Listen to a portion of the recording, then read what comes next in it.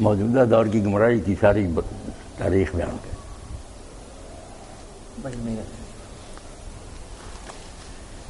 خادم صاحب خیریت؟ اس پر سر ہم کوئی کمنٹ تو نہیں کر سکتے کہ نہیں کریں نا کمنٹ. نیچریت اور جو ہے نا وہ روحانیت ان دونوں میں خدا کے وجود کے وہ منکر بھی نہ ہوتے تھے، اور اگر خدا کو ملک کا وجود جو ہے نا اس کو اقرار بھی کرتے تھے تو اس میں ایک اور اپنی اپج نہیں شرک کرتے کہ یہ نیچر جو یہ تو نیچر ہے. اب اس میں وہ نیچر کو تیار کرنے والا کون ہے؟ اب اس کے بارے میں انہوں نے کہا کہ جس چیز کو ناپا تولا یا دیکھا یا جانچا نہ جا سکتا اس کے بارے میں کیا ایمان.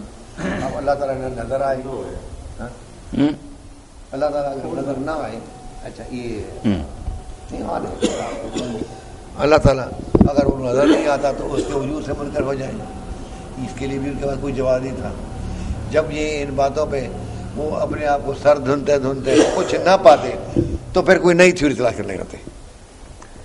مولانا ابو رحمۃ اللہ نے بات یہی سمجھائی ہے کہ یہ جو اللہ تعالیٰ کا انکار شروع ہو گیا نا کہ نہ اللہ نہ کوئی روح ہے نہ کوئی چیز باقی رہتی ہے، یہ عقل اور فکر سے پیدا نہیں ہے. یہ نہیں کہ ان لوگوں کو کوئی دلیل مل گئی کہ کوئی اللہ نہیں ہے نہ کوئی خدا، ایسی بات نہیں. یہ صرف جذبات کی پیداوار ہے کہ جب یورپ میں نشر احیاء علوم کی تحریک اٹھی، مسلمانوں کی یونیورسٹیوں میں لوگ گئے، ان کے ذہن کھولے، سوچنے سمجھنے لگے، تو پادری لوگ جو تھے نا انہوں نے جو بائبل میں تھا وہ تو الگ تھا نا، یونانیوں سے لے کر فلسفہ وہ بھی دین بنا رکھا تھا کہ زمین جو ہے نا یہ کھڑی ہے، آسمان گھومتا ہے، ایسی باتیں یہ بھی دین بنایا ہوا تھا.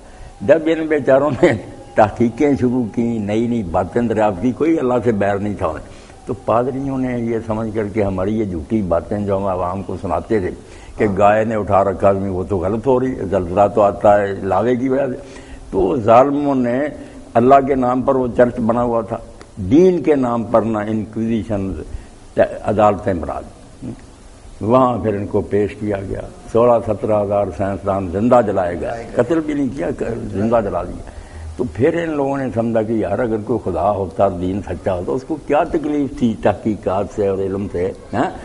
وہ رنج میں آ کر پھر ہر روز قدمی کی طرف اٹھتا گیا کہ یہ مذہب اور اس کی ہر شے جو ہے نا اس کی مخالفت کریں گے.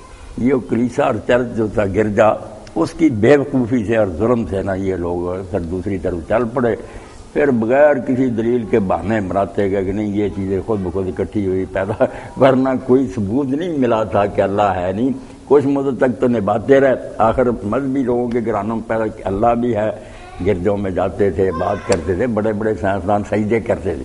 مگر ساتھ ساتھ یہ سائنسی تحقیق بھی شروع رہی کہ اللہ کے بغیر ہی کسی طرح دنیا پیدا ہو جائے. تو مودی صاحب کہتے ہیں پھر کب وہ محوم اللہ ساتھ چلتا، جو انہوں نے سمجھا کہ وہمی ہے، پھر چھوڑ ہی دیا کہ کوئی نہیں. وہ جو کلیسا نے ظلم بڑا کیا. اب دیکھیں نا جب گریلیو بیچارے نے دوربین ایجاد کی اور اس نے کہا زمین جو ہے نا گھوم رہی ہے، تو پیش کیا گیا پوپ کے. اب تلواریں چمک رہی تھی، آگ جل رہی تھی، تو اس نے پوچھا پوپ نے کیوں زمین کھڑی ہے یہ گھوم رہی؟ اس نے کہا جناب کھڑی. باہر نکلا تو لوگوں نے پوچھا کہ کھڑی ہے گھوم، اس نے کہا ہے تو گھوم رہی، مگر پوپ صاحب کہتے ہیں کہ کھڑی ہے، کیا کریں. تو یہ بیوقوف ملا اور پادری جو ہے نا انہوں نے اسی میں مضمون آئے گا. ترکی بھی جو الحاد کی طرف چلا گیا. اب کہتے ہیں نا مصطفیٰ کمال نے کہ یہ مولانا نے بتایا کہ اس میں قصور ملاؤں کا بھی.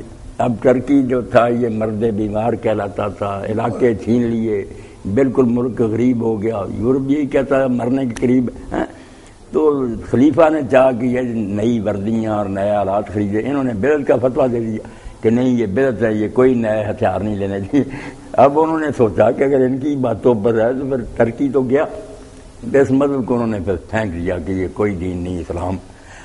تصور ہے نہیں کہ لوگوں کا مذہب کے نام پر نا یہ جھوٹا ایک دین بنا لیتے ہیں، اس کو جب دیکھتے ہیں خطرہ پیدا ہو گیا آگ میں جلاتے، دکھ دیتے ہیں لوگوں.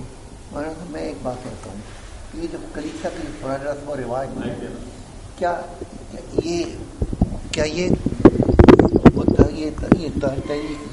جو صوفیزم نے تیار کی، یہ جو قبروں کو جو مطلب یا کر انہوں نے یہ جب کچھ چیزیں ملی تو انہوں نے ستراج کرنے خدا ایک غیر مری خدا کے خلیفے بن کرنا. خدا تو نظر نہیں آتا، یہ اس کے نائب بن پر لوگوں پر راج کرتے ہیں. اپنی گرفت میں لیتے ہیں، جب نکلنے کی کوشش کرتے ہیں ان کو قتل۔ اب پوپ جو ہے نا ٹھیک ہے، یورپ کے بہت سے ملکوں نے تو آزادی لے لی، مگر اب بھی فرانس اسپین وغیرہ قابو میں ہیں۔ پوپ کی 2 کنجیاں اس کے پاس، علام ایک تاج ہے کہ یہ مسیح علیہ السلام سے چلا آتا ہے، یہ جنت اور دوزخ کی کنجیاں، جس کو میں جنت الاٹ کر دوں وہ آسمان کی بادشاہی میں جنتی ہو گیا خدا کیا، جس کو میں دوستی کہہ دوں نا اس کو پھر کوئی نہیں بخش سکتا۔ ہاں جنت ہو۔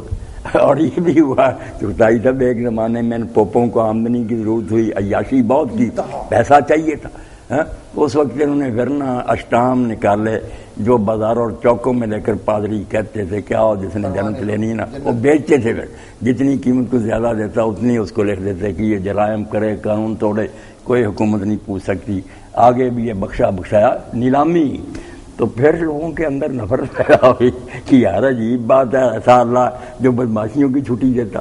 یہ پھر یہ طرح جرم والی ایک نئی انہوں نے پائی نکالی، وہ جو کے سامنے جا کر اب بھی ہے یہ رحمت کی طرف جو ہے نا، کنفیشن کرو اور جو ہے ہر 7 دن کے بعد گرجے میں جاتے ہیں، ورنہ سال میں 1 مرتبہ جانا، ہر مرد اور نے ہر گناہ ترتیب سے بتانا ہوتا، وہ پھر لکھتے رہتے ہیں خفیہ طور پر، ایسی فائل بناتے رہتے ہیں کہ میں اور خادم چغتائی پھر ان کے سامنے بول نہیں سکتے، بلیک میل کرتے ہیں۔ ہاں پہلے کہتے ہیں ایک گناہ بتاؤ، زنا کیا، چوری، ہم تمہارے لیے اعتراف کے بعد دعا کریں گے، ہمارے بغیر توبہ نہیں قبول، بلیک میل کرتے، پھر خود بھی زنا کرتے تھے ان عورتوں کے ساتھ۔ یہ بالکل جو ننز اور یہ رفاظ ہیں ان کے بارے میں بڑی ساری مذہب کے نام پر انہوں نے کام بڑے خراب کیے، وہ پھر سائنسدان جو تھے ان کے ذہن میں ایک تعصب پیدا ہو گیا کہ مذہب سارا ڈھونگی ہے، کوئی بات نہیں، اور دہری ہو گیا، ساتھ ہی اللہ کو بھی لے ڈوبے اور دین کو، پھر وہ سوشلزم شروع ہو گیا، پھر کمونزم شروع ہو گیا، وہ دہریت پھر بڑھتی گئی۔ اب جب غریب آدمی بھوکے مرتے تھے، علل جو ہے نا علت کی جمع کہ علتوں کی علت، جب کہتے ہیں کہ یہ چیز کس سے بنی، یہ اس سے بنی، یہ اس سے بنی، ایسا کیوں ہوا، تو آخر پھر ایک آ جاتا ہے نا جس کو ہم اللہ کا علت العلت ہے، فرسٹ کاز کہ پہلا کیا چیز تھی جس سے یہ شروع ہوئی، وجہ کیا بنی۔ تو سائنسدان یہ ہاں پہلے تو مجبور ہوئے کہ کوئی تو ماننا پڑے گا نا کوئی چیز تھی جس سے یہ حرکت شروع، علت العلت، اس حد تک انہوں نے کہا اللہ ہے، مگر جب چل پڑی دنیا اب اس کا کوئی دخل نہیں، پرویز وغیرہ کی طرح نیچری ہو گیا پھر کہ اب قوانین قدرتی کام کر رہے ہیں، خدا زندہ یا مر گیا اس کا کوئی دخل نہیں، اس لیے معجزوں کے بھی منکر ہو گئے کہ جو روٹین ہے اس کے خلاف کچھ نہیں ہو سکتا، بغیر باپ کے بچہ نہیں پیدا ہو سکتا، آگ میں پڑھ کر کوئی زندہ نہیں بچ سکتا، ساری جب مسلمان کہلاتے تھے تو اب یہ قرآن میں آتا تھا، قرآن کو بھی نہ چھوڑ سکے، تعویلیں شروع کر دی سر سید کہ جو ہے آگ میں ڈالے گئے، انہوں نے کہا آگ یار یہ نہیں جو جلائی جاتی ہے، یہ تو قانون قدرت کے خلاف ہے کہ آگ نہ جلائے، یہ فتنے کی آگ ہے کہ پھر نمرود نے جو فتنے کی آگ بھڑکائی تھی اللہ نے وہ بجھا دی، سازشیں کامیاب نہیں، عجیب و غریب بات ہے۔ اگر کہا کہ سونٹا مارا تھا موسیٰ علیہ السلام نے چشمہ جاری پتھر سے، انہوں نے کہا نہیں یہ تو ہمارے غلط ترجمے ہیں، اضرب کا معنی چلنا بھی ہوتا ہے، یضربون فی الارض، اور عصا قرآن دی عربی زبان میں جماعت کو بھی کہتے ہیں، تو یہ جو تھا نا کہ اضرب بعصاک الحجر، اس کا معنی یہ نہیں کہ پتھر پر سونٹا مار، یہ ہے کہ اپنی جماعت کو لے کر پہاڑ پر چلانا، قرآن میں یہ چکرائی صاحب کھلونا بن گیا، نیچری بالکل نہ، بے مسلمان بھی کہلاتے رہے، سائنس بھی خوش ہو جائے، دین ٹھٹھا بن گیا۔ مودودی صاحب رحمۃ اللہ علیہ نے تفہیمات میں نا دوسری جلد ایمان بلا قرآن کا نا تقاضا یہ لکھا کہ اللہ کے بندو ایک بار فیصلہ کر لو کہ اگر جس قرآن کو ماننے کو جی چاہتا ہے جس میں ایسی باتیں قدم کر تم مان لو، اگر تم سمجھتے ہو یہ چیزیں غلط ہیں، گپے ہیں معاذ اللہ، تو صاحب سے انکار کر دو کہ ہم ایسی کتاب کو نہیں مانتے۔ یہ کیا ٹھٹھا بنایا ہوا کہ مانتے بھی ہو اور ہر چیز کی عجیب و غریب تشریح اور تعویلیں کرتے۔ کہتے تخت جو تھا نا سلیمان علیہ السلام والا، عجیب عجیب باتیں دل خوش کرتے، وہ صرف کہا تھا کہ کون ہے جو اسی نقشے کا نا مجھے فوراً یہ تخت بنا دے۔ ایک کاریگر اٹھا میں اتنی دیر میں بنا، دوسرے نے کہا آنکھ جھپکنے میں، وہ کہتے ہیں آنکھ جھپکنا یہ نہیں تھوڑی دیر میں، اس نے بس چند گھنٹوں میں بنا دیا، اس جیسا بنایا وہ تخت نہیں منگوایا۔ اب قرآن مجید کو ایک آدمی سادہ پڑھے، وہ کہ قرآن کیا کہتا ہے، یہ بڑے بڑے سرسید مذاق بنایا ہوا۔ موجودہ دور میں یہ جو پرانی تھیوریز ہیں یہ کسی نہ کسی شکل میں ابھی موجود ہیں، موجود ہے. ہاں ہے، موجود ہی ہے اس دور میں بالکل. جبکہ سائنسی تحقیق بھی کہیں سے کہیں تک پہنچ گئی. نہیں یہ مذہبی پیشوا جو ہے ان کی گرفت بھی ایسی. ہمارے یہاں پیر ہیں، براہمن ہیں ہندوؤں میں، اسی طرح ہر گروہ میں جو ان کے جال میں پھنسے وہ بھی بیچارے بس جکڑے ہوئے. ایسے پیر ملانگی رہتے اسے سادھو سنت انہوں دونوں نے جکڑے ہوئے. ہاں اب چوسائی صاحب انسانی عقل کا ماتم نہیں کرنا دینا کہ بام مارگی ہندوؤں میں جو درویشوں کا ایک گروہ ہے، عورتیں مرد اکٹھے ہیں، وہ پیری مرید ٹولہ ننگے رہتے ہیں اور رات کو سوتے ہیں تو مرد عورتوں کی شرمگاہ میں شرمگاہ داخل کر کے سوتے ہیں اور ہندو ان کا عزت کرتے ہیں. کہتے ہیں ان سے زیادہ بریک ہوئے. کہتے ہیں بہادری یہی کہ یہ ایک دوسرے میں داخل ہوں شرمگاہیں اور آدمی کچھ نہ کرے. کرنا کیا نہیں، سب کچھ ہوتا مگر بیوقوف بنایا ہوا تھا بام مارگی. وہ منظر جو ہے نا جس میں وہ ننگا ہوتا ہے، توبہ توبہ. وہ مجھے اس کو بھی وہاں سے آپ نے دیکھا نا دلی میں کیسے وہ شیو لنگ بنایا ہوا اور اس پر فہار پڑتی رہتی ہے، اس کے سامنے ماتھے ٹیکتے ہیں، اولاد مانگتے. اعلیٰ تناصر بنایا وہ پتھر، پڑھے لکھے. ہمیں بات کرتے ہوئے شرم آتی ہے، وہ جا کر بلکہ وہ اپنے آپ کو رگڑتے ہیں، مرد عورتیں رگڑتے ہیں اور پھر اولادیں لیتے ہیں. میں بتاتے ہیں مسلمان میں ایسے لٹکاتے ہیں لٹکا ہے درخت. ہاں بالکل درخت بھرا ہوا ہے، لٹک رہے ہیں بنے ہوئے، لکڑی کے بھرے ہوئے لٹک. ایک طرف وہ سائنسدان ہے، ایک طرف یہ بیوقوف. سب یہ جو نہیں سادھو سنتوں کی کرتوت ہے سادھو سنت، اور ان سے جو ہے نا ہم نے جو ہے نا بائی انڈکشن ہم نے بھی لیا. نہیں سارا وہیں سے ہے، یہ صوفیزم جو ہے نا وہاں سے ہے. پوچھنے والے مگر ان کی سنتا کون ہے؟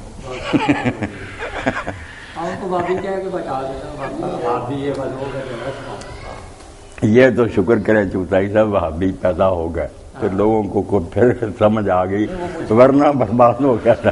صاحب نے جن انگریزوں نے سیاحت کی نا جزیرہ عرب کی، ان سعودیوں سے پہلے پھرے ہیں وہ، ان کی کتابیں پڑھے. مختلف علاقوں میں کہیں درخت تھے، کسی فلاں بزرگ قدر عورتیں جا کر پیٹ رگڑتی، شرمگاہیں رگڑتی، اولادیں مانگتی. کوئی کسی قبر پر گرا ہوا، کسی نے کہیں بت خانہ بنایا ہوا. یہ تو امام محمد بن عبد الوہاب رحمۃ اللہ علیہ جب مدینہ میں پڑھتے تھے، اب وہ دیکھتے تھے کہ روضہ رسول علیہ السلام کا طواف ہو رہا ہے، لوگ دیواروں کو چوم رہے ہیں، دعائیں مانگ رہے ہیں. تو وہ اپنے استادوں سے پوچھتے تھے کہ یہ کیا ہے. تو استاد کہتے تھے، محمد حیات سندھی بڑے بڑے عالم تھے وہ، کہ سب باطل ہے، ناجائز ہے. تو آپ کہتے تھے روکو، وہ کہتے ہیں مرنا، لوگ عادی ہو. مگر اللہ نے جس سے کام لینے کی طبیعت بہت امر بالمعروف اور نہیں، یہ نہیں بات آئی. اسی لیے ساری دنیا دشمن ہو گئی. وہابی جرم کیا کیا؟ محمد جب پڑھ کر گئے، انہوں نے جا کر اپنے علاقہ میں درس دینا شروع. باپ بھی خلاف ہو گئے، والد ان کے بڑے عالم تھے عبد الوہاب. اب ان لوگوں نے سازش یہ کی کہ اگر محمد کے نام پر نام رکھیں تو محمدی بنتا. وہ چھوڑ ہی دیا جو اصل مجرم تھا ان کا، معاذ اللہ. پکڑ لیا عبد الوہاب بیچارے کو، حالانکہ عبد الوہاب کا کوئی دخل نہیں. نہ بھائی اب سلیمان جو تھا اس نے رد نے کتابیں لکھی، اور محمد بن عبد الوہاب باز نہیں آیا. حق کہتے رہے، مخالفت بڑی ہوئی. شیخ نکال دیتے رہے کہ ہمارے علاقے سے جو قبیلوں کے سردار نکل جائے یہاں سے. کئی لوگ جو انہوں نے سپاہی پیچھے لگا دیے کہ بس پیچھے سے قتل کر لینا، اللہ بچا لیتا رہا. یہ سعودی خاندان نے جب ان کے علاقے میں گئے تو پیغام بھیجا کہ میں ملنا چاہتا ہوں، تو پہلے ان سعودیوں کے بڑے نے بھی انکار کر دیا کہ میں نہیں کسی عالم سے ملنا چاہتا. تو بیوی نیک تھی، اس نے کہا اللہ کے بندے، کل خدا کی عدالت میں اگر یہ پوچھا گیا کہ ایک عالم جو نہ تو سے عہدہ مانگتا تھا نہ کوئی دولت مانگتا تھا، صرف دین کے لیے ملنا چاہتا، تم نہیں ملے، کوئی جواب ہے تیرے پہلے؟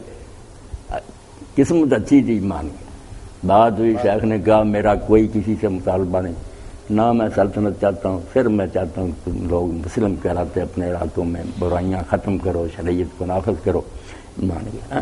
انہوں نے کہا کہ قیامت تک میں اور میری اولاد کوئی عہدہ نہیں لیں گے، دین بتاتے. اب بھی اعلی شیخ جو نا مفتی اور عالم ہی ہوتے ہیں، ان کے ساتھ معاہدہ. چلو انہوں نے اپنے علاقے میں جاری کیا، پھر دوسرے علاقے کے سرداروں کو پیغام بھیجے کہ تم بھی یہ جاری کر دو ہمارے بھائی ہو، ورنہ ہم تمہارے خلاف جہاد کریں. یہ جو سیف پکڑی نا، زیادہ ناراض سے ہم تو صرف بات کرتے ہیں. انہوں نے کہا پہلے بات ہی ہے، ٹھیک ہو جائے ٹھیک، ورنہ بالکل ہے یہ کفار اور مرتد ہے، ان کے خلاف جہاد. علاقے فتح ہوتے گئے. طائف میں بڑی جنگ ہوئی تھی نا، مدینہ شریف میں بڑی مشکل سے قبضہ کیا۔ اب وہ جتنے تھے نا لٹیرے شریف مکہ اور ترکی اور ساتھ ہی مجاور وغیرہ، انہوں نے علاقوں میں بدنامیاں کی کہ وہابی پیدا ہوئے ہیں، حضور کے گستاخ ہیں، بالکل بناوٹی باتیں، نہ وہ کسی نے لکھی نہ کبھی سوچی، اپنی طرف سے ہی بنا۔ اب بھی یہ جو ہے نا، جن کو پہلے یہ وہابی کا لیبل لگاتے ہیں، پھر ساتھ میں کہتے ہیں یہ گستاخ رسول بھی ہے۔ یہ اپنی طرف سے ایسے ایک الزام نہیں، ایسا الزام لگا دو کہ لوگ کہیں توبہ توبہ، اس سے تصور اچھا۔ ایک الزام نہیں، الزام دو ہیں، پہلے وہابی بنا دو۔ ڈاکٹر ذاکر نائک کا ایک پروگرام تھا تو اس میں ایک ہائی کورٹ کے ریٹائرڈ چیف جسٹس تھے ہندو، جی، ایک ان کی بار ایسوسیشن کے ریٹائرڈ، وہ بھی بوڑھا آدمی تھا، ہندو تھا، ایک تیسرا بھی ہندو تھا، بڑے کام انہوں نے وہ تقریریں کی، میں نے خود سنی وہ۔ اس نے کہا کہ 1857 میں سب سے زیادہ حصہ وہابیوں کا ہے، ہندوؤں کا تو بہت اس میں برائے نام ہے، نہیں ہندوؤں اس نے تسلیم کیا کہ میں ہندو ہوں لیکن میں یہ تسلیم کرتا ہوں کہ اس میں سب سے زیادہ حصہ جو ہے وہابیوں کا ہے۔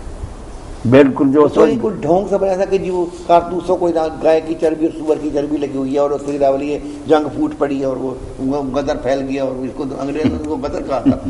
لیکن اس میں حقیقت یہ ہے کہ اس میں یہ جس کو ہم وہابی کہتے ہیں نا، یہ انہوں نے اس تحریک کو شروع کیا تھا، انہوں نے کہ یہ دین کی ہے۔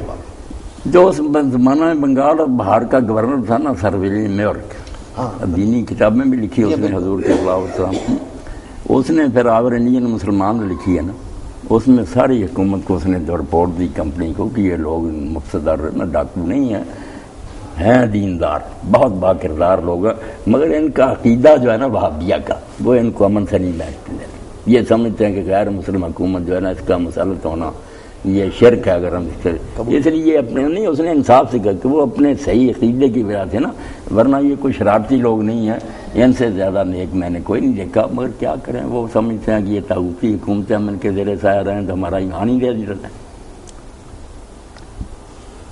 وہ جو مقدمے بنے پھر بعد میں تحریک کے ختم ہونے کے بعد، جو امبالہ اور پٹنہ اور دوسرے کتنے بڑے بڑے لوگ تھے بیچارے، جن کی ان کی جاگیریں ضبط ہوئیں، مکان مسمار کر دیے گئے، بیچاروں کو پھانسیوں پر لٹکا، کوئی ظاہر انڈمان میں بھیج دیے گئے، 20,000 آدمی وہاں کالے پانی میں مر گیا جا کر۔ اس لیے یہ لوگ جو تھے نا گورنمنٹ کے ساتھی، انہوں نے جب بہانے بنائے یہ وہابی اٹھیں ساتھ نہ، تو لوگوں کو ہٹایا نہ، ورنہ ساری دنیا ساتھ ہو جاتی، انگریزی حکومت کا تختہ اٹھ جاتا۔ تو میر سودا اس زمانے میں چغتائی صاحب دہلی میں تھے نا، وہ مجاہدین کے حامی تھے، تو جب سید احمد شہید اور شاہ اسماعیل شہید یہ سارے لوگ مارے گئے تو انہوں نے پھر ایک ربائی کہی، سودا کے مارے عشق میں شیریں سے کوہ کن، بازی اگرچہ پا نہ سکا سر تو کھو سکا، کس منہ سے اپنے آپ کو کہتا عشق باز، اے روح سیا تجھ سے تو یہ بھی نہ ہو سکا۔ پلیٹوں پر بیٹھے ختم دیتے رہے، تم وہ بیچارے جانے دے گئے اور تم بدنام کرتے ہو وہابی سے، اور یہ اب تک بات نہیں آئی، مسجدیں سنبھالی ہوئی، لوگوں کو بیوقوف بنایا۔ اس زمانے میں بھی لوگ نہیں کہتے کہ یار وہابیہ کی کتاب دو نا ہمیں، ہم پڑھیں کہ وہ کیا کہتے ہیں۔ امام محمد کی، ان کی اولاد کی، سب کی کتاب میں آ گئی، ترجمے ہو گیا، اللہ کے بندو ایسے دیندار لوگ، ان کے خلاف جھوٹا پروپیگنڈا۔ ہمارے یہاں چغتائی صاحب مولوی صاحب کے ساتھ کیا سلوک کیا ان ملاؤں نے، جو بندی بریلوی اہل حدیث، یہ کوئی گروہ ایسا نہیں رہا جس نے بڑھ کر اس جہاد میں ایسا نہیں لیا کہ یہ کافر ہے، ملعون ہے، یہ ہے 100 یہودی ایک مولوی، نعرہ بنا دیا استغفر اللہ۔ غلام غوث ہزارے اور اس کے چیلے یہ نعرے لگاتے۔ میں 30 سال جہاں رہا، توبہ توبہ، ہو تو کیا کیا کہیں آج، میں 30 سال جہاں رہا ہوں، میرے وہ مسجد آج تو ڈاکٹر صاحب اسی طرح بہتر ہے۔ شیخ صاحب آپ بھی کو پوچھیں، وعلیکم السلام، مذاکرہ کی مجلس ہی ہو جائے نہیں، آج ہوگا تو ڈاکٹر صاحب آج کو باتیں نہ ہوتی رہیں، ورنہ آج آدھا گھنٹہ گروپ ہے۔ اللہ چلو چلو تھوڑا بہت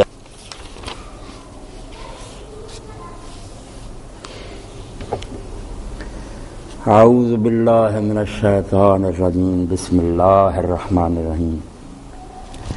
وَلَقَدْ أَرْسَلْنَا مُوسَىٰ بِآيَاتِنَا وَسُلْطَانٍ مُبِينٍ الی فرعون وملئہ فاتبعوا امر فرعون وما امر فرعون برشید یقدم قومہ یوم القیامہ فاوردہم النار وبئس الورد المورود واتبعوا فی ہذہ لعنۃ ویوم القیامہ بئس الرفد المرفود ذالک من انباء القرى نقصہ علیک منہا قائم وحصید وما ظلمناہم ولکن ظلموا انفسہم فما اغنت عنہم آلہتہم التی یدعون من دون اللہ من شیء لما جاء امر ربک وما زادوہم غیر تتبیب وکذالک اخذ ربک اذا اخذ القرى وہی ظالمہ ان اخذہ علیم شدید۔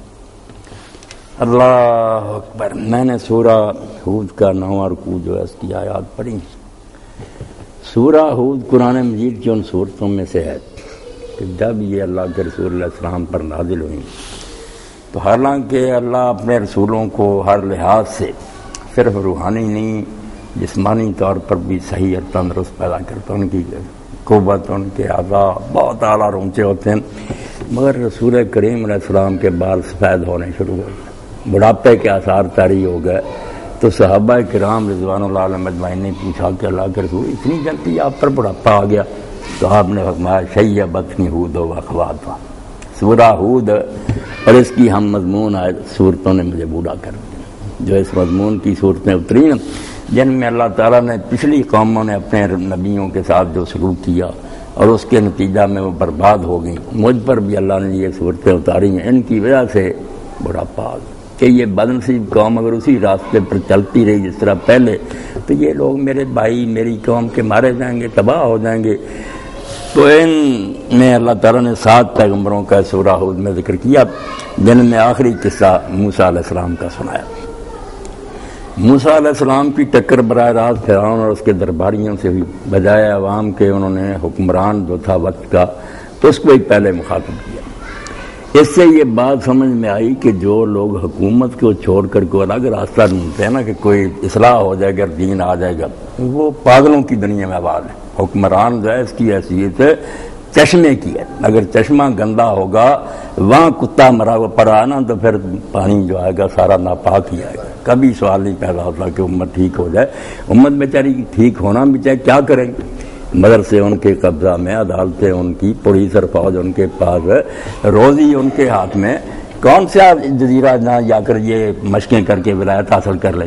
اس لیے اللہ تعالیٰ پیغمبروں کو یہی ہدایت کرتا ہے کہ جو قوم کے حکمران بنے ہوئے ہیں نا ان کی اصلاح کی کوشش کرو، ان کو اللہ کا خوف دلاؤ، ان کو نیک بناؤ۔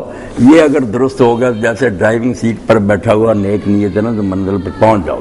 اگر وہ گنگا کو لے جا رہا گاڑی تو آپ پیچھے بیٹھے روتے رہے اللہ مکہ پہنچا دے، مکہ نہیں آئے گا، گنگا ہی آئے گا، مکہ نہیں آ سکتا۔ اس لیے یہ جو نا ایسی باتیں کہ بھائی سیاست سے الگ رہ کر دین، یہ کوئی شے نہیں، یہ بڑی سازش ہے اسلام کے خلاف کہ یہ ایک بھکشیوں کا اور درویشوں کا گروہ بنتا رہے، جوتیاں کھاتے رہے اور بس کہیں صبر و رضا یہی ہے، اللہ کی تقدیر میں ایسا بیوقوف بنے رہے، دامن کن ظالموں کا پکڑاتے ہیں۔ تو موسیٰ علیہ السلام فرعون کے پاس گئے تو اللہ تعالیٰ فرماتے ہیں وَلَقَدْ أَرْسَلْنَا مُوسَىٰ بِآيَاتِنَا وَسُلْطَانٍ مُبِينٍ، ہم نے موسیٰ علیہ السلام کو اپنی نشانیوں کے ساتھ اور ایک واضح غلبہ حاصل کرنے والی دلیل کے ساتھ بھیجا۔ حالانکہ یہ سلطان مبین بھی موعظوں میں شامل ہے، جب کہہ دیا ہم نے موعظوں کے ساتھ بھیجا۔ بہت نشان تھے موسیٰ علیہ السلام کے پاس، 9 عذاب سے اللہ تعالیٰ نے بتایا نا، کبھی پانی خون بن گیا، کبھی میڈک ہر جگہ چڑھ آئے، کبھی پسوئی پھیل گئے، طرح طرح کے عذاب آتے رہے، اللہ پکڑتا رہا۔ فرعون اور سارے جو تھے ان کا غرور مٹی میں مل جاتا تھا، پاؤں پکڑ لیتے تھے، موسیٰ اللہ سے دعا کری عذاب ٹل جائے، ہم نیک ہو جائیں، ساری تفصیل سورہ آراف میں۔ پھر بدماش بن جاتے تھے، وقت گزر جاتا تھا، سب وعدے معاہدے بھول جاتے تھے۔ مگر ایک نشان تو جو نا اس کو اللہ نے کہا کہ جیسے کہہ دیتے نا فرشتے ساتھ پھر آ جاتا جبریل اور میکائیل، ایک عام چیز بیان کرنے کے بعد پھر جو نمایاں ہوتے ہیں نا ان کو الگ بھی بیان کیا جاتا۔ فرمایا بڑے معجزے تھے ہمارے موسیٰ علیہ السلام کے ساتھ، اور ایک معجزہ تو بالکل ایسا تھا جس کے سامنے کوئی ٹھہر نہیں سکا، وہ عصا تھا، لاٹھی جو تھی۔ اس سے ہی غلبہ پایا کہ جب دربار میں گئے، اب اتنا بڑا ظالم بادشاہ، اتنی فوجیں، بالکل سرکش اور باغی، بچے قتل کرواتا ہے، رحم نام کی چیز ہی اس میں کوئی نہیں، اور موسیٰ علیہ السلام کو جب اللہ تعالیٰ نے کہا کہ فرعون کی طرف جاؤ تو خود انہوں نے پہلے ہی کہا کہ اللہ میرے پر تو پہلے ہی ایک الزام ہے کہ ان کا ایک آدمی مجھ سے قتل ہو گیا تھا، مجھے بھیجا وہ تو قتل کر دے گا مجھے۔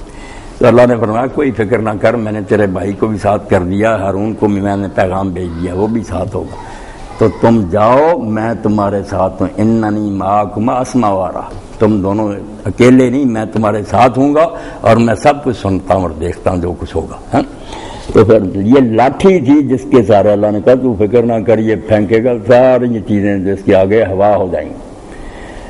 دربار میں گئے اور فرعون، اور اسی لیے آپ دیکھیں کوئی پیغمبر ہے ایسا نہیں آیا جس نے پہلے ہی معجزے دکھانے شروع کیے، معجزہ کوئی ایسی بات نہیں جس سے لوگ ایمان لائیں، یہ تو اتمام حجت کے لیے ہوتا، بہانہ ختم کرنے کے لیے، ورنہ ایمان کا راستہ تو عقل اور فکر کا، کہ جو بات پیغمبر کہہ رہا سوچو، دلیل پر غور کرو، باپ دادے کے طریقے کو بھی پرکھو کہ وہ صحیح نظر آتا ہے، یہ سوچ سمجھ کے ایمان جو یہی اللہ کو مطلوب ہے۔ معجزہ آخر میں آتا ہے جب لوگ نہیں مانتے، کوئی نشان دکھا تو اللہ پھر کوئی نشان بھی ان کے کہنے پر دکھا دیتا، مگر اس پر ایمان نہیں قومیں لائیں، بالکل پھر تباہ ہوئے ہیں، مانے نہیں، پھر بھی بہانے بنا لیتے جد۔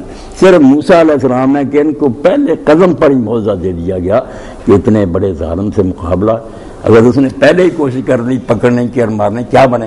اس لیے دربار میں جاتے ہی جب اس نے کہا تم کہاں سے آ گئے اتنے پیغمبر بڑھ کر، ہاں تو موسیٰ علیہ السلام نے کہا میرے پاس اللہ کی طرف سے نشان ہے۔ اب نشان جو تھا جب پھینکا عصا اور وہ بنا ایدا صوبان مبین، چھوٹا سا نہیں بنا، بہت بڑا، ہاں اور لپکا تخت کی طرح۔ اب پھر اس کے درباری موسیٰ خدا کے لیے پکڑ لے، کھا جانے لگا تھا تو اللہ کہتا ہے خاک میں مل گئی اس کی ساری عزت اور وقار، جو بڑا بنتا تھا ساری ساکھ ختم ہو گئی، قوم کو پتہ چل گیا کیا ہے یہ خدا، ایک چھوٹے نے اس کو ڈرا دیا۔ اور بعد میں بھی جب مقابلہ ہوا تو اس نے پھر عوام کو بے وقوف بنانے کے لیے کہا یار یہ چھوٹا کچھ نہیں بن رہا، جادو ہے۔ موسیٰ علیہ السلام آنکھوں پر منتر پھونک دیتے ہیں تو ہمیں نظر کا دھوکہ لگتا ہے، میں بھی جادوگر بلاتا ہوں، لوگوں کو جال میں پھنسائے رکھنے کے لیے چال چلی کہ معجزے کا اثر نہ ہو۔ سارے ملک میں حکم بھیج دیا کہ جہاں جہاں پڑھے لکھے جادوگر ہیں ماہر منگوا لو، منگوائے، بڑا اہتمام ہوا۔ موسیٰ علیہ السلام سے بھی کہا کہ موسیٰ علیہ السلام مقابلہ ہوگا، یہ تو نے جو چکر چلایا نا چھوٹے کا، ہم بھی جادوگر بلا رہے ہیں۔ آپ نے فرمایا اچھا یوم الزینہ، جو جشن کا دن ہے نا وہ دن ہو، دریائے نیل کا کنارہ ہو، میدان کھلا، بڑا لے ساری دنیا، پھر اندر چھپ کر نہیں ہے، مقابلہ ہونا چاہیے۔ وہ تو اللہ کے پیغمبر سے، ان کے پاس کوئی جادو تھا کہ وہ ڈر جاتے کہ میں ہار دوں۔ فرمایا دن جشن کا ہو جس میں چھٹی ہوتی سارے مصر میں، اور دریائے نیل کے کنارے مکان سوا، میدان ہو کھلا، ساری دنیا دیکھے، وہاں اکٹھے ہو گئے جادوگروں سے۔ فرعون نے کہا یار آج جیتنے ہارنے کا دن ہے، اگر تم جیت گئے تو میں بھی بچ گیا، میری حکومت بھی بچ گئی، اور اگر آج ہار گئے تو بس سب کچھ گیا۔ یہ پھر موسیٰ اور اس کی قوم مصر پر غالب آ جائیں گے، جیسے یہ حکمران کہتے ہیں قومی مفاد میں کرتے ہیں۔ قرآن میں آتا یہی باتیں کہتا تھا، یریدون ان یخرجاکم من ارضکم، اور یہ تمہارا علاقہ چھیننا چاہتے ہیں، مصریوں کی حکومت ختم کر کے اپنی عبرانیوں کی بنانا چاہتے ہیں۔ کبھی کہا یہ موسیٰ ہارون تو تخت پہ بھوکے، تم پہ لگائیں، دھمکیاں دی، سب کچھ کیا، مگر جب میدان میں آئے تو جادوگر بڑے خوش تھے کہ ہمیں انعام ملیں گے۔ انہوں نے کہا بادشاہ اگر ہم جیت گئے تو کیا ملے گا؟ کہا بڑے انعام ملیں گے اور تم مقربین میں سے ہوگے، کرسیاں ملیں گی دربار میں، تمہیں تمہارا بڑا اکرام و اعزاز ہوگا۔ اب موسیٰ علیہ السلام نے ان سے کہا کہ تم پھینکو گے یا میں پھینکوں؟ انہوں نے رسیاں وغیرہ پھینکی، جادو تھا، لوگوں کی آنکھوں پر جادو ہو گیا۔ اب یہ کہتے ہیں کئی لوگ کل بھی بر صاحب کے بھائی صاحب کہتے تھے کہ نبی پر جادو ہو گیا، یار عالم بیان کرتے ہیں نہیں ہو نہیں سکے۔ میں نے کہا یار جادو کیا، اگر گولی مار سکتا ہے پیغمبر کو، تلوار سے قتل کر سکتا ہے تو جسمانی ہے یہ بھی ایک بیماری، اس میں کیا، اس کی عقل اور دماغ کو معاف نہیں کر سکتا۔ قرآن مجید میں آتا ہے کہ وہ کافر کہتے تھے کہ یہ کیا ہے پیغمبر رجل مسورہ، ایک آدمی ہے جس پر جادو کر دیا گیا۔ تو اب یہ پرویزی کہتے کافر بھی کہتے تھے کہ اس پر جادو کر دیا گیا، تم مولوی مانتے ہو کہ جادو کر دیا گیا، تو بات تو ہے کہ تم کافروں کے ساتھ مل گیا۔ نہیں سمجھنا چاہیے، کنٹراڈکشن نہیں ہے، بالکل الگ بات ہے۔ اگر جسمانی حد تک رہے کہ آدمی بیمار ہو گیا کوئی بات نہیں، یہ اگر زہر کھلایا جا سکتا تو اس سے بھی اثر ہو گیا، کچھ نہیں۔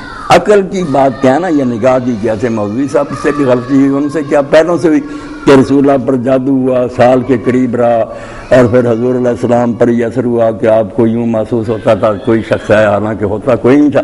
یہ باتیں غلط ہیں. اگر ایسا ہو گیا تو پھر تو نبوت ہی مشکوک ہوگی کہ جبریل کوئی بھی نہیں، حضور خواہ کہہ رہے ہیں کہ کوئی آیا مجھے. ایسا نہیں ہوا. معمولی اثر جسمانی بیماری ہو بھی عمر میں عشر اس سے زیادہ کچھ نہیں ہوا کہ حضور علیہ السلام جو تھے نا وہ فریضہ زوجیت ادا کر رہے سے کافر ہو. یہ جادو کی بڑی بری قسم ہے، گھر برباد کرنا اور کسی جگہ کہ خاوند بیوی میں جدائی ہو جاتی ہے، یہ معقود نصاب. ایسا جادو کر دو کہ یہ جائے بیوی کے پاس، اس پر قادر نہ ہو سکے. حضور جاتے بس ناکام ہو جاتے. یہ جادو تھا تھوڑے دن، اس کے علاوہ کچھ نہیں تھا. نہ آنکھوں پر کوئی اثر تھا، نہ دماغ پر تھا. تو پیغمبر اگر قتل ہی ہو سکتا ہے، اس طرح بیمار ہو جانا کوئی بات نہیں. عقل پر اگر ہو جائے، جیسے کافر کہتے تھے کہ اس کا دماغ ہی خراب ہو گیا، پیغمبر کوئی نہیں، جادو کی وجہ سے یہ جھوٹے دعوے، وہ جادو غلط ہے. جسمانی تکلیف کی حد تک کوئی بات نہیں. تو انہوں نے تو قرآن کہتا سحر و اعین الناس، وہ حقیقت نہیں تھی، لوگوں کی آنکھوں پر جادو کر رہی. وَيُخَيَّلُ إِلَيْهِ مِنْ سِحْرٍ امْتَسَعَ، ان کے جادو کے اثر سے خود موسیٰ علیہ السلام کو بھی یہی خیال میں آتا تھا کہ یہ بھاگ رہی ہے، بن گئے سانپ. پیغمبر پر اثر کا قرآن کہتا ہے، اثر آپ پر بھی ہو گیا. اور موسیٰ علیہ السلام پھر اسے اوجس فی نفسہ خیفہ، اپنے دل میں تھوڑا سا ڈر گئے کہ اب عوام کے لیے تو معاملہ مشتبہ ہو گیا، میں بھی پھینکوں گا وہ بھی سانپ بنے گا، یہ بھی بنے نظر آتے ہیں، کون فرق کرے گا کہ یہ سچ مچ کا ہے اور وہ جھوٹے ہیں. یہ تو ہدایت ختم ہو، اب لوگ ہدایت نہیں پا سکتے. اللہ تعالیٰ نے فرمایا تو ڈرنا، پھینک، غالب تو ہی آئے گا. اب جب آپ نے پھینکا اور وہ نکل گیا سب کو، تو جادوگر جو دوسرے لوگ سمجھتے ہیں، جادوگروں کو تو پتا تھا کہ ہمارا تو تھا یار صرف نظر کا دھوکہ، ہمارے سامنے کھا سکتے ہیں اس طرح، یہ تو سچ مچ کھا گیا، یہ سچ مچ کا ہے، ہمارا تھا فریب. سجدے میں گر گیا، ایک لمحہ دیر نہیں کی، سجدہ کیا. انہوں نے کہا ہماری توبہ، ہم نے جو پیغمبر کا مقابلہ کیا ہماری زیادتی تھی، اللہ ہمیں معاف کرے. اور اتنا ایمان پکا ہو گیا کہ فرعون نے اسی وقت دھمکی دی، پینچرا بدلا کہ اب تو سارا مصر موسیٰ علیہ السلام کا مرید ہو جائے گا، کہ جادوگر بھی مان گئے. اس نے کہا تم اس کے شاگرد ہو، یہ تمہارا استاد، تم نے پہلے بھیجا کہ تم پہلے جاؤ، بعد میں ہم آئیں گے، ہم ہار مان جائیں گے، ہمارا استاد جیت جائے گا. یہ سازش کیا. کیسے خبیث ہوتا ہے یہ صدر مملکت، نیا ہی ڈرامہ سارے ملک سے اکٹھے کیے. جب ہار گیا تو کہنے لگا نہیں یہ تمہارا بڑا ہے، تم نے مل کر سازش کی، اور ساتھ ہی دھمکی دی کہ شاید یہ مان جائیں. کہنے لگا میں ایک طرف کا ہاتھ اور دوسرے طرف کا پاؤں کٹوا کرنا کھجور کے تنوں پر تمہیں ابھی لٹکا دوں گا، تم مانو گے کہ ہاں ہم نے سازش کی. اب وہ مومن ہو گئے. انہوں نے کہا فرعون جو تو کرنا چاہتا کر لے، تو کیا کر سکتا ہے، ہماری صرف دنیا کی زندگی ختم کر سکتا. ہم پہلے اس گناہ پر شرمندہ کہ ہم نے پیغمبر کا مقابلہ کیوں کیا. ہم اپنے علم سے جانتے ہیں کہ جادو کیا موزہ، ہم کیوں ڈریں، کاٹ دے ہاتھ پاؤں، اللہ ہمارے گناہ بخش دے گا اور ہم جنت میں چلے جائیں.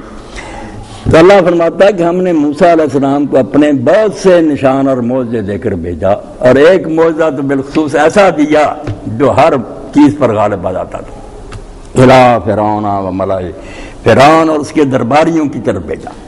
بات وہی سمجھائی کہ تبلیغی جماعت اگر بن جاؤ گے نا بسترے اٹھا کر تو اللہ اللہ، پھر دین کو سلام ہی کرنا پڑے گا.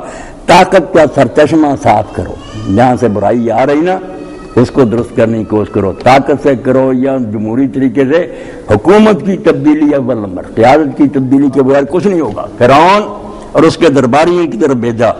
تب تاب امرا فرعون، سب کچھ دیکھنے دکھانے کے بعد بھی بیوقوف قوم نے موسیٰ علیہ السلام کا ساتھ نہیں دیا. فرعون کی بات مانتے رہے، اس کے حکم پر ہی چلتے رہے. وما امر فرعون برشید، حالانکہ فرعون کا حکم، اس کے جو اعلانات تھے وہ درست نہیں تھے، سیدھے راستے پر وہ قوم کو نہیں چلا رہا تھا، بیوقوف بنایا ہوا تھا. میں قومی مفاد میں کر رہا ہوں، پاکستان کے لیے کر رہا ہوں، ایسے ہی احمد کہتا. سورہ مومن میں جو تقریر ہے اس میں کہا موسیٰ تمہیں گمراہ کرتا ہوں، ما اہدیکم الا سبیل الرشاد، میں سیدھے راستے کی طرف تمہیں لے کر جانا چاہتا ہوں، خیر خواہ ہوں قوم کا. ایسی تقریریں کرتا. تو اللہ فرماتا جو کچھ وہ کہتا تھا وہ ٹھیک نہیں تھی بات، مگر لوگ اسی کے پیچھے لگے رہے، بیوقوف بنے رہے. یقدم قومہ یوم القیامہ فاوردہم النار. دنیا میں جو ہوا سارا بیان مختصر کر کے نا قصے کا خلاصہ بیان کیا کہ یہاں سے تباہ ہو کر چلے گئے. اب قیامت کے دن بھی وہ اپنی قوم کے آگے آگے آئے گا. جیسے یہاں لیڈر تھا وہاں بھی وہ پیشوا ہوگا, سارے مصری پیچھے آ رہے ہوں گے. فَأَوْرَدَهُمُ النَّارَ, تو وہ پھر انہیں آگ پر لے جائے گا, جہنم کے کنارے پر جا کر کھڑا کر دے گا. فرمایا ایسے بے ایمان حاکم اور ایسے صاحب اقتدار لوگ ان کے پیچھے کا چلنے کے یہی نتیجہ نا کہ سمندر میں غرق ہو جاؤ, دنیا بھی گئی, ملک بھی تباہ ہوا, اور آخرت میں آگ پر لے جا کر کھڑا کر دے گا. وَبِئْسَ الْوِرْدُ الْمَوْرُودُ, اللہ تعالیٰ نے افسوس کے لہجہ میں فرمایا کہ کتنا برا وہ گھاٹ ہے جہاں پر وہ اپنی امت کو لے کر جائے گا. بجائے جنت کے چشموں پر لے جانے کے شیریں اور خوشگوار ٹھنڈے اور میٹھے پانی جنت کے پیتے دوزخ میں لے گیا. ایسے برے گھاٹ پر جا کر قوم کو کھڑا کر دیا. یہ یاد دلایا جا رہا کہ اندھے ہو کر ان لیڈروں کی پیروی نہ کرو, سوچا کرو یہ آپ بھی دوزخ میں جائیں گے اور تمہیں بھی وہیں لے جائیں گے. آنکھیں کھول کر دیکھو کدھر ہمیں لے جا رہا ہے. وَأُتْبِعُوا فِي هَٰذِهِ لَعْنَةً وَيَوْمَ الْقِيَامَةِ, اس دنیا میں بھی ان کے پیچھے لعنت لگا دی گئی. وہ چلے گئے مگر تاریخ کے صفحات میں لکھا گیا, جہاں زبانوں پر ذکر آتا لوگ کہتے ہیں فرعون اس کے ساتھیوں پر لعنت. یار ایسے برے لوگ تھے پیغمبروں کی مخالفت کر, دنیا میں بھی لعنت ان کے نام کا حصہ بن گئی. اور قیامت کے دن پر لعنت برس رہی ہوگی, ہر طرف سے پھٹکار ہے, لعنت ہے تم پر. بئس الرفد المرفوض, کتنا برا انعام ہے جو انہیں دیا گیا. حالانکہ انعام کیا ہے تو سزا ہی نا, اس کو تحکم کہتے ہیں, ٹھٹھے کی طور. جیسے جاتے ہیں نا کہ برے لوگ تھانہ میں کہتے ہیں آؤ چودھری جی تھوڑی توازو کری, اب توازو کیا کری ہوتی, چھتر پڑتے. تو ایسے اللہ تعالیٰ جو انہیں کہہ دیتا کہ پیغمبر ان کو بشارت دو عذاب علیم کی, بشرم بعذاب علیم. تو آدمی حیران ہوتا ہے یہ خوشخبری کیا, خوشخبری ترجمہ ہے, خوشخبری دو دردناک عذاب دی. نہیں, یہ ان سے نا استہزاء ہے, طنز ہے کہ اب مزہ آیا, چکھ لیا اپنے کیا کا پھل تم نے.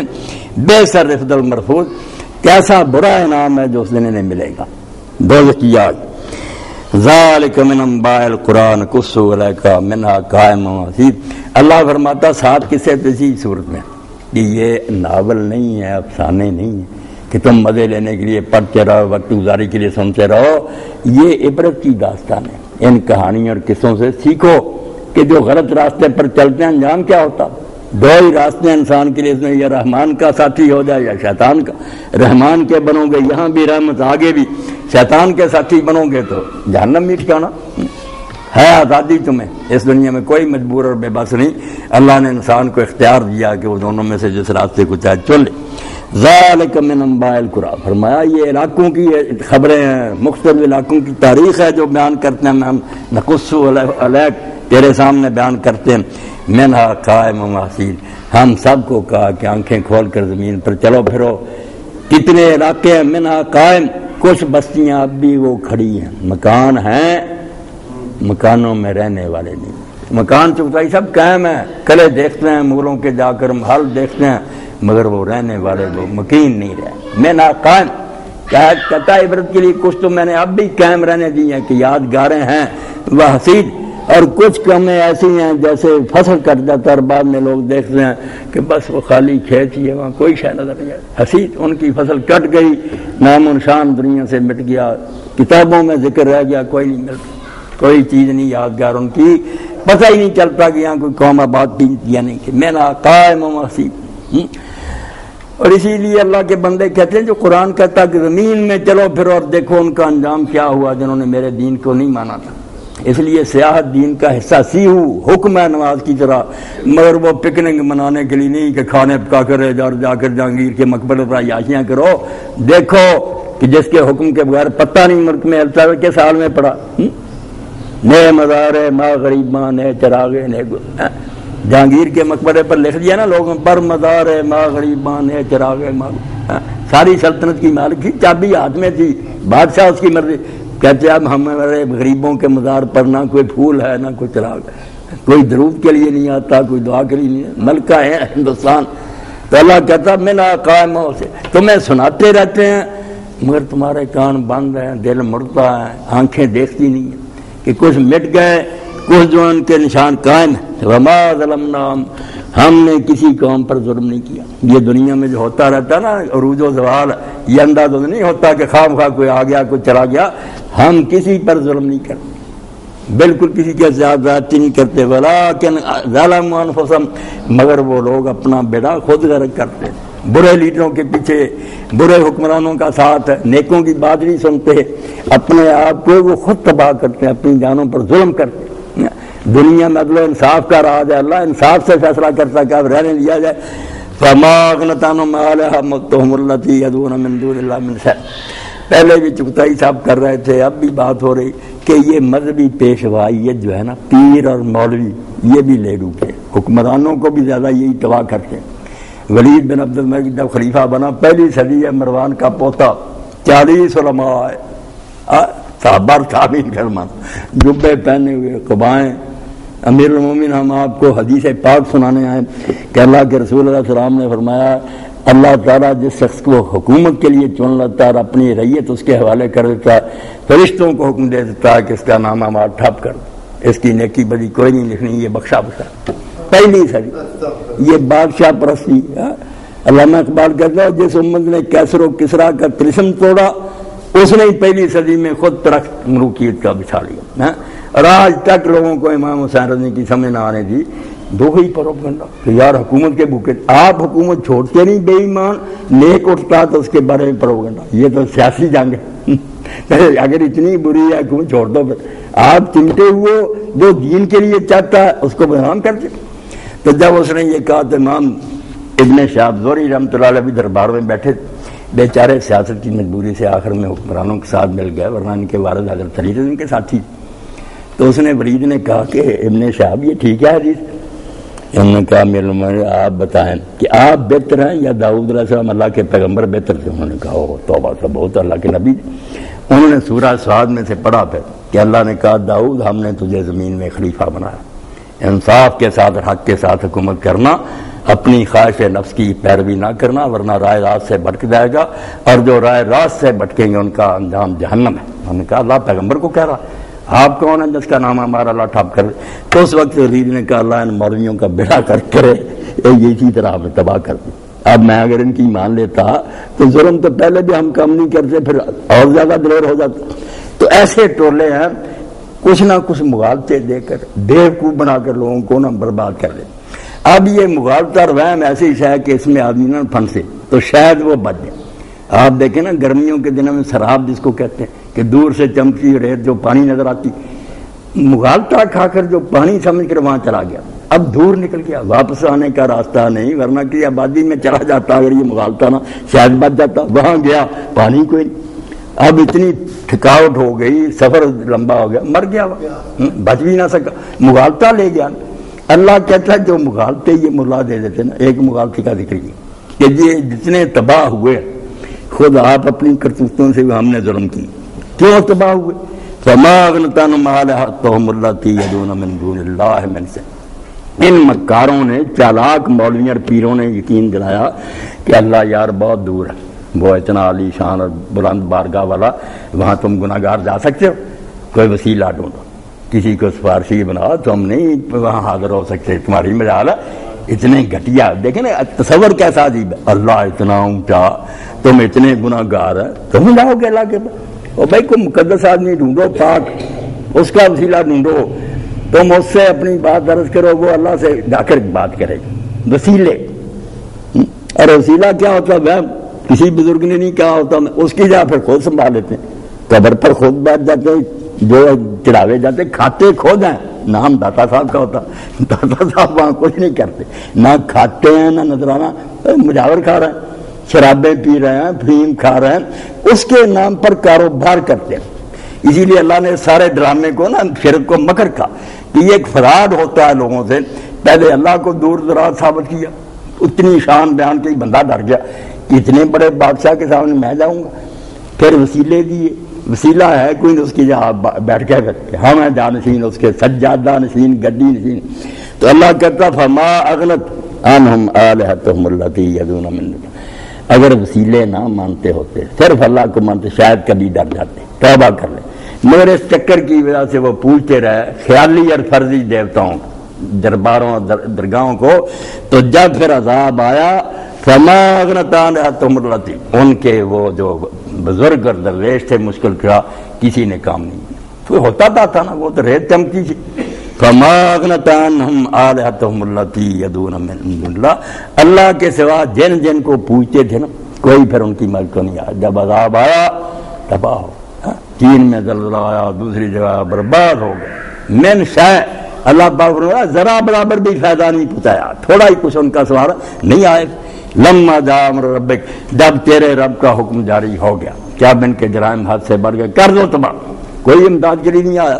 وما زادوہم غیر تقدیر، اور جو یہ بزرگ تھے دیکھتا اور مشکل کشا، انہوں نے بجائے کچھ ان کے سنوارنے کے ان کی ہلاکت میں اور اضافہ کیا. ان کو نہ پوچھتے ہوتے شاید توبہ نصیب ہوتے، اسی وہم میں پڑے رہے کہ ہمارے چھڑانے والے بڑے. اس شرک نے ان کو مزید ہلاکت میں پھینک لیا. وَكَذَلِكَ أَخْذُ رَبِّكَ إِذَا أَخَذَ الْقُرَىٰ وَهِيَ ظَالِمَةٌ.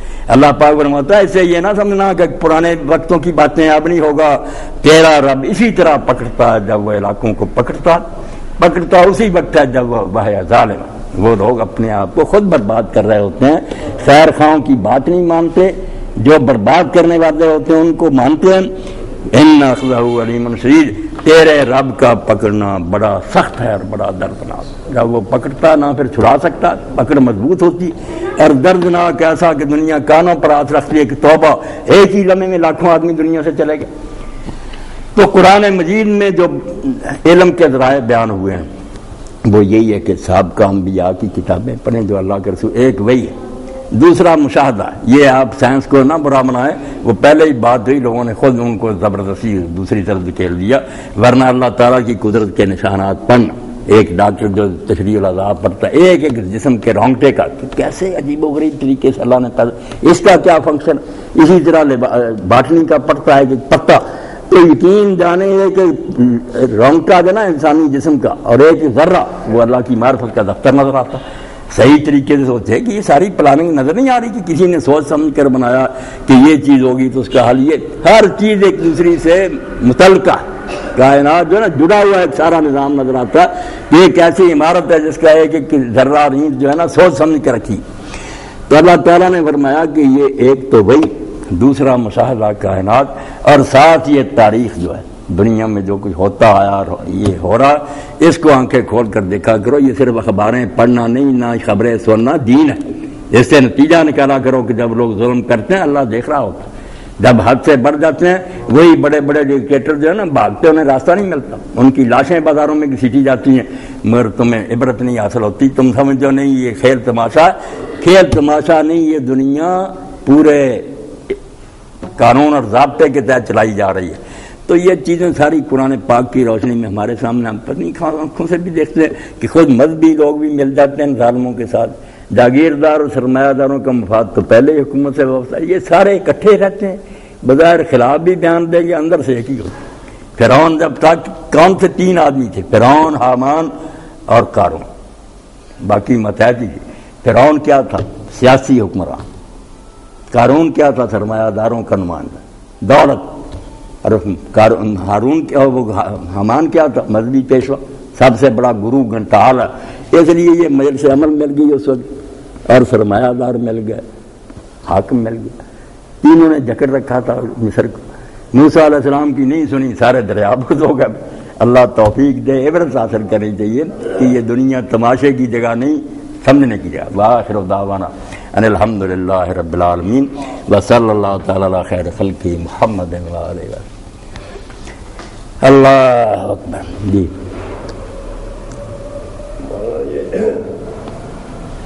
صدر ایوب کے زمانے میں مولانا مودودی رحمۃ اللہ علیہ سے ان کی ملاقات ہوئی تھی گورنر ہاؤس میں. تو یہ جسٹس افضل چیمہ صاحب انہوں نے کروائی تھی. تو مولانا سے تو بہت لوگوں نے پوچھا کہ جی کیا بات ہوئی. ایک مجلس میں بھی تھا، یہ سوال کیا تو انہوں نے صرف اتنا جواب دیا کہ وہ جج کرنا چاہتا تھا کہ یہ آدمی کتنے میں بک سکتا ہے. اللہ، تو ہمیں پتہ ہم کتنے میں بک سکتے ہیں. لیکن دوسروں نے جو بات بتائی نا چیمہ صاحب نے، وہ یہ تھی کہ پہلے ایوب خان نے بڑی تعریف کی کہ مولانا آپ نے تو بڑا دینی کام کیا ہے اور یہ ہے وہ ہے. آپ دینی کام کریں، سیاست گندا کھیل ہے، گندا نالا ہے، اس میں آئیں گے تو چھینٹے پڑیں گے، یہ ہوگا وہ ہوگا. تو مولانا نے جواب دیا کہ بدقسمتی یہ ہے کہ اس نالے کا گندا پانی ہمیں بھی پینا پڑتا ہے. اور میں نے اور میرے ساتھیوں نے یہ فیصلہ کیا اس گندے پانی کو صاف کرنا، اگر اس دوران میں یہ چیٹے پڑیں گے کوئی اس بات کی پرواہ نہیں۔ ماشاءاللہ۔ تو انہوں نے کہا کہ نہیں آپ علمی کام کریں، آپ کو اتنے کروڑ دیتا ہوں، بہاولپور میں اسلامی یونیورسٹی بنا لیں، آپ بالکل جو چاہیں وہاں کریں۔ تو انہوں نے کہا کہ میں مجبور میں آپ کا یہ کام نہیں مان سکتا، نہیں کر سکتا، کیونکہ ان کو پتا تھا کہ جو آدمی پیسے لیتا پھر وہ حق بات نہیں کہہ سکتا۔ اس کے بعد اس نے پھر دھمکی دی کہ اس کا دوسرا پہلو بھی آپ نے سوچا ہے؟ اس نے کہا وہ سوچ رکھا ہے، اس کے لیے ہم تیار ہیں۔ اس کے بعد ہی پھر جماعت کو بیان کیا تھا۔ اللہ وہ سوچ کر ہی مولوی صاحب اس راستے پر آئے، دکھوں سے بڑے گئے۔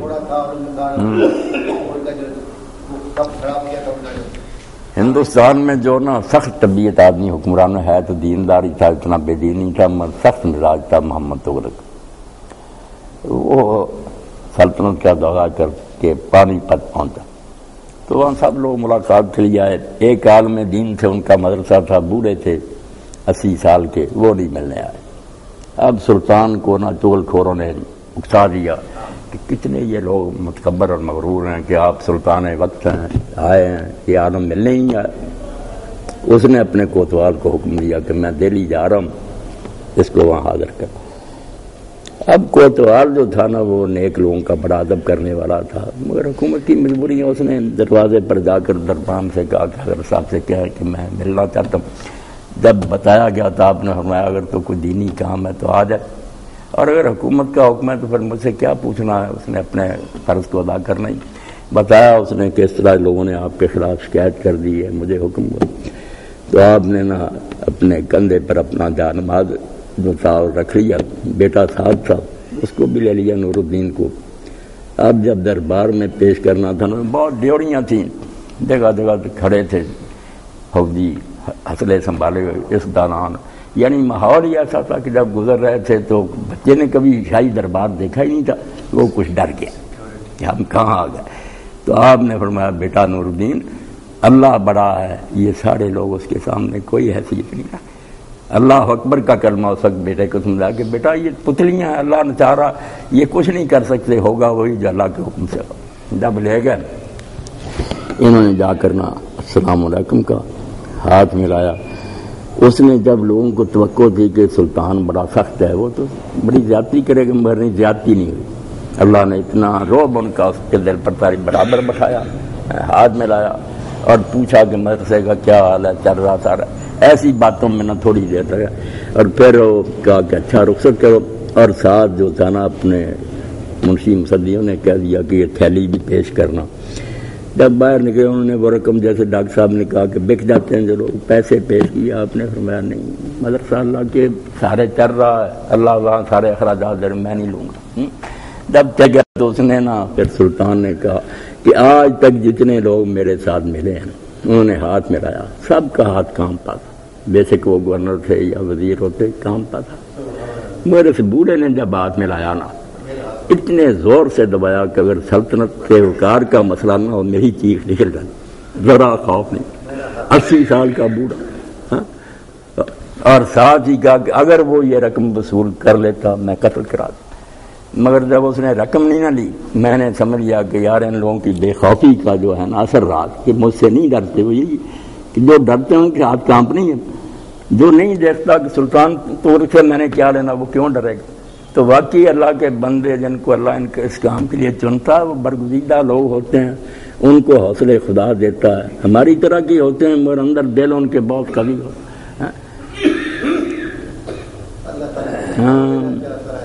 سزائے موت سنا دی ظالموں نے، پھر موقع دیا کہ رحم کی اپیل کر سکتے ہیں۔ اب جماعت کے لوگ بھی سے ان کے دلوں میں آتا تھا کہ چلو مولانا رحم کی اپیل ہی کر دیں، یار اتنا بڑا لیڈر ہمیں ملا ہے اس زمانے کا امام۔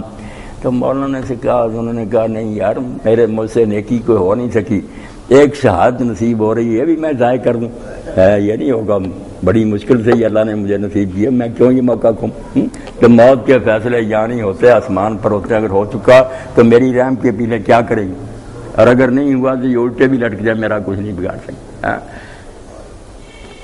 اب ناخلف لوگوں نے، ہم نے ان کا تحریک کا بیڑا غرق کر دیا نا، ورنہ ایسی تحریکیں برپا ہوتی ہیں۔ نہ ایسے لیڈر روز روز امت کو نصیب ہوتے ہیں. اللہ اکبر. الحمدللہ رب العالمین والصلاة والسلام علی رسولہ الکریم سیدنا محمد وآلہ واصحابہ اجمعین. اللہم انصر الاسلام والمسلمین واخذل الکفرۃ والمشرکین.